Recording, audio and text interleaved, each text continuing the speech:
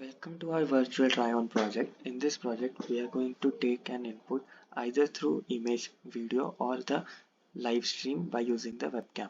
Now, after taking this input, we are going to convert it into a 3D model. Now, this 3D model will be generated by using the FrankMoCap 3D generation system, which is developed by Facebook. What does this system do? It uses an SMPL model which is used to take the joints and the posture of the body. It also captures the hand movement and different movements of the body, and this will be given to the OpenCV model. Now, the OpenCV model will be used to try on the different clothes which we have in the our training data set.